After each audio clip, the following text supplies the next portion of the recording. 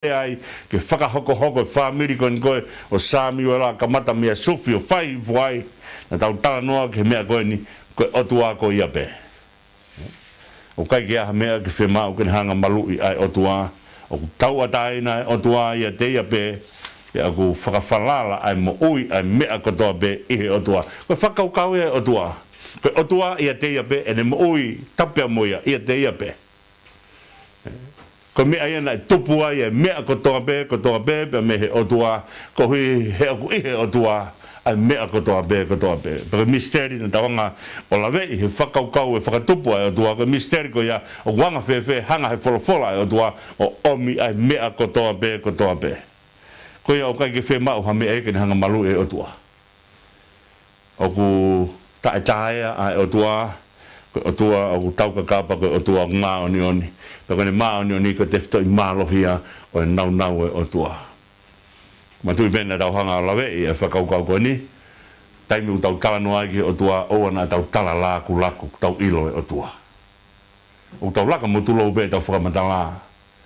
kau maho inga be foke tau whakamatala he mea o whakaha mai he wholofola pero mea be ngā tae tau whakamatala ko hae mea o ngā tae wholofola ko mea ngā tae tau whakamatala taka hau pea te tau whakamatala u loi whakamatala ko mea maho inga ia e tau tala noa ki otua o tau laka motulo e tau hanga whakamatala e otua te ria na tau tala laku o tau hanga ilo e otua I kai ko te mea pea e otua ko ne hanga whai ko ne hanga o whakaea mai ia ka te tau tolu ka lawa ke tau whakamatala e otua kau hanga tue ki lawe I whakaasi pea mea ko ni he taimi u whai ai tala noa e teolosia o ai before ke tala noa e teolosia alu atu pea e whakamatala pea au ke he whainga mea koen ka eke mahata ai mea ke whakamatala ake au tua o kai ke asi he tohi tapu e mea koia pea ko hono tari totonu I kai ke iloi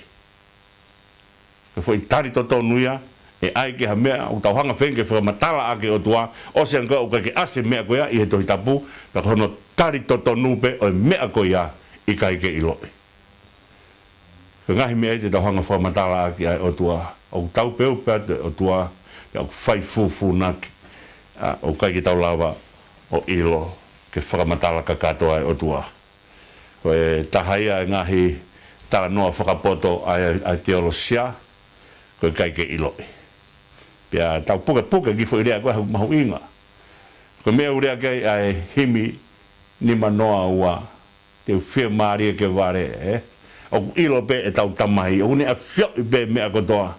tau whia maria ko hui he kone a fio e mea kotoa pe hau whakataha pe moene o wha pako mea iau tau nongai o wana whaiwhange pe tau hanga o pe he ku tau tala laku tau hanga whakamatala e o tua I kai o kai ke lawa e ha mea kene hanga o malu e o tua he o tu to taha pe o tua I kai hano whakamai vai kai ki te aha mea kene popo kai ki aha tahana ne ato hane ki koloa kai ki aha tahana ne ato hane ki whare hala atata ane tu to taha ko ia o wheunga anoa pe ia pe moe o tua he kai ke lawa taha whai ha mea ki he o tua pero si hange ko ni ko whakapaea e puha e fuakawa I ha whanua mori he whanua whakairifia e nau tau he ka mea whokia na tau whia I sileri orewa te mau hau hanga tonu pe me ispite ke hau ke whanua tala o wha he te mau whauma he kau fristia ko whauma he ka kai o nau pāte I tau pea hange u whakapaea ai puha e fuakawa ene haere atu a whio I ha whanua whakairifia ai nau whai e mea koe tau no tonga koe ni pehe ko ngari whakapaea ai a puha e fuakawa I ka o te kake paea o tua hamea pehe kake paea o tua hamea pa ona tau amanaki e lava e whiri o ne whai hamea e ta kihe o tua o punou kia e mamani ko toa pehe Mene hiki mai koe au mai koe ki he wahe fitu o tala noa re waia ki he toha kerewa fristia ko na wau mai ki mispa e na o mai tau I Isileri os fogene na ula ki tau koe paku na hikuna paku foke puha e fuakawa ave puha e fuakawa te ave puha e fuakawa au atu ki Kiriati Siarimi o tuku ai e puha e fuakawa ko ne au koe ki pete semesi ko roki kolo ia kon kon ya ko ki ai ko I he kolo ko o kau he pelu ko pete semesi ko ne wa to ko ki ai wi ai fuka kai to ko fitu nona nau sio fuka hanga tonu mai ke puha fuka wa no sio mai be ko ya pa na au ai be ai ko tala noa fuka mo tua ai kai ke lama tangata o mamata ake hono mata ke o tua tene aua talunga taimina tala noa ai ko ke se ko pe taimina funonga mai a se ko pe pane mamata ke o tua o ne ui ai ko ai anga ko sia poki ko pe ni eri ko fofonga o tua pane ai anga hala o mamata ke o tua pane mo ui pe pane ui ai ko fofonga o tua ko pe ni eri ka tala noa ia fuaka mo tua ai malo he mao ni oni o tua tau mo ni beia ka malo he mao ni oni o tua fu matai ai hostel langi fu matai e kau sela fimi ka ke na lama mo mata ke mao ni oni o tua ha ue ke kau angelo tau pehe mao ni oni o toi fu mata pe ue kau angelo ia mafi mao ni oni o tua ka ke ko na mo ko ni ka ba na pehe rewa te no hanga te o mai ko na ki me wa inga ni a isleri pero hau goia a kau fristia que na ma fai tau ba mo kau isleri mispa o na o mai ko ya ai ko fakau fogia o mispa ko o tua o kune malui fakau ya mispa te tūre wa a Samuela ne ui ki isleri betangi isleri mo foki mai pe me foki mai ake ho maulo to Pane talanga rewa ka tekna tolu mohanga o to'o ai kau ai asteloti. Ko asteloti ko ngahi fu a kau. Fu potui a kau behu whangai whakatapu. Na mai o to me e kui ko asteloti pe ko asela. Ai ko asteloti pe ko asela ko mea tatau o ku tuhu ia.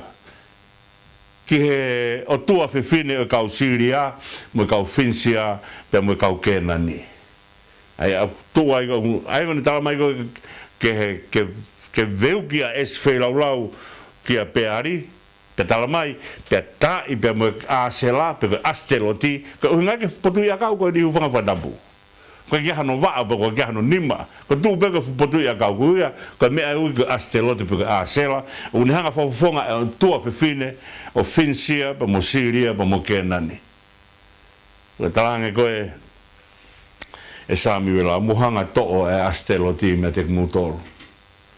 to ai lotu ai tori me tek motolu pe mo foki mai ki he otua pe mo hau he kon ka fristia no na ha ki mispa ke hau o tau ki tau tolu pa wuri fia foki ka isleri pe hanga rewa e Samuela o fai e ne fei lau pe o ne fai ko e ne fei lau ai ko ka fokia o Samuela ko o ngoi he otua ko mo oia Samuela na ne nofo au pito ori akia ne mo ui ki he otua ona pou gai ai ne fae ko ana ne tui mai no ki kofu he tau ko to be ko hiki ne hanga ko na ki ne tama te ko e fai e lotu aki ho e foti ke tauhi ai lotu aki kofu fakasevani ti ko watu ka te koe he ko mea ia e lawa i o tolonga ho hanga tauhi ai lotu. Pea, kone taimi koe na whae koe e Samuela ai ne whai lau tō mai lamba ne whae ne whai lau e mispa pa kone tala mai na e pā e mana. Pea ne pā koe mana, ai ko whakauka e mana kone hanga tala mai koe ma whai o tua. Ko mea kuhinga kia whakauka e mana koe ma whai o tua. Pea ai kone tala noa pe koe pā mai koe mana koe ma whai o tua. Pea toki veu ki he foi mana ko ia ai kau fristia se ke mahu inga o fai e lotu ko fai e lotu o to whakatahai ai tangata pe mohono o tua pe una ta tangata o malu he mafi o tua ko taimi kona fei ai la mi kai pae mana se ke hanga o tala noa ko ni o ki alu be whakakau ko ni ke taimi kona fea la mi ka ata ke tuange mai a isleri pe me ispite ko ne fea be la mi pae mana ko ne pa be mana ma veu ko toa a nofu a kau fristia hanga he o tua o veuki ai kau Filistia. Ko leo o Sihova pe milangi. Ko mea hea kune hanga o mai ka te ki tau tolu e whakaukau ko ni. Ke tau wakai ange ki he mahu inga o e tauhi ki he o tua. Tauhi ki he o tua he taim kotoa pe ona tau fiu he tauhi ki he o tua. He ai aho ia koe aho he kaike ki lao ai pe. E ai aho ia ko aho whaingata. Pero aho whaingata a koe au tau te kake whia maaria ki he o tua. Oa te tau whai e lotu pe a onga whaingataimi o tau kehe pe ke whai e lotu pe taimi kou tō mai whaingata pa tau toki pehe aho kou tō mai whaingata sisu e ke mo ui. O kai ke whai e lotu. Ke tau toki teila pehe aho kou whaingata sisu e ke mo ui. Ke whai e lotu koe tauhi o tua i he taimi kotoa pe. Tauhi ke ma tauhi. He ko mea pe e taha te tau tuu maria he hala whanonga mo ui. Mea pe taha te tau hawai, mea pe taha te tau lawai o ilo, o ku tau ihe malu e ofa ai o tua. Pe whai e be Samuela e ne tauhi, whakamau ki Israeli o au kene pekia. Pe a koe tala noa koe o Samuela, na ne hanga o 40 takai a Peteri, mo Kirikari, pe mo Mispa. Aia koe ngahi wheitu ua ni, aia ko Peteri, ko wheitu ko makai a koe koe, na elunga se ko pe, ne ui e whare koe a ko Peteri, ai wheitu ko ia, aia koe whare o tua, taku hen pe o tua. Koe taim koe na a ahi mai ai ki Kirikari, koe wheitu e ne ura ki langai e es whelaulau e sosiwa, ke whaia ke whamanatu, hono haa whakina o tolu, me he kauwai o e pōpula, ke he kauwai o e tau ataina. Kana tau, lawe foki hau mea, neongo koe kauwai e pōpula, mo kauwai e tau ataina, ka uku purei e Sihova e ngō kauwai, o kai ke pure kovi e kauwai taha, kai pure o tua he kauwai taha, i kai, o ku whakatau pure o tua he ongo kauwai. Neongo koe ui e koe kauwai e pōpula, ui e koe kauwai e tau ataina. Ka uku whakatau pure a Sihova, i he ongo kauwai, pe a o ne au mai koe ki Kirikari, ai koe whakaukau ia Kirikari, koe to'o o e maanga whakaispite. Koe to'o e maanga whakaispite, he ngai whoki e whakakamu, he nau nofo ispite, pe koe kaike ki lau ki nau tolu ai, he koe taimi koe nai whakamu koe o Isileri, koe taimia o ku lau ai ki nau tolu ki whanau ai o tua. Koe to'o e maanga whakaispite, koe to'o ai mea o nai tupunga e nau nofo pōpula. Pe kaike nau kei whai e ngā ue, ke tauhia maha o talanoa e whakaukau koea, e hau pēa e whakaukau koea, o au mai ke talanoa koen koe ai sāme taha walu, kane tala mai koe makana e whakatarei he kautufunga ku hoko turik taulunga. E wholofola ak pē e si su e mea koea. Pēne osi koe ne 40 takai koa Peteri, mo Kirikari, mo Mispa, pēne tau whok mai rewa ki lama, ko hono apina e tu i lama, pē koe whakakaukau ia e lama, ko wheitu o ku hākia ki. Aia ko wheitu o ku nofua e tangata lotu, o ku pakupeke hākia ki, ai wheitu o ia ko ia. He kai kia hataha lotu, o ku kai ki hākia ki he otua. Uhi ngai e whakaukau, o ene 40 takai a Peteri mo Kirikari mo Mispa, pe askurapa ne maunga mai ki hono api ko lama, pe uhi ngai e lama, koe hāke ki e he o tua. Koe hāke ki he o tua, o ku iai, o te iai rewa e whakakaukau, o e lama koe whakaofo. Ka mea, o ku hanga he o tua o hāke ki, e whakaofo e mea koe ia. He keke peheke hanga he o tua o hāke ki, ha mea. Pea asa ngau, koe ke halangi mea koe, koe ke hano whakaofo e mea koe, o koe ke kāinga, ha mea o hāke ki he o tua, mo ha mea, o koe ke hano langi. Ko i ka pote na tau talanoa kia nai, ko i ka pote koe, kai kia halangi. Koe lotu ka kai kia hano langi. Koe lotu a tangata lotu mo ni, ai u nofo i lama, o kia hano langi. O hanga he o tua hāka ki, hanga he o tua angi ka te ia, ai whakaofo ofa, o whare o Peteri, e mo mea whakakirikari, ne anga te ia,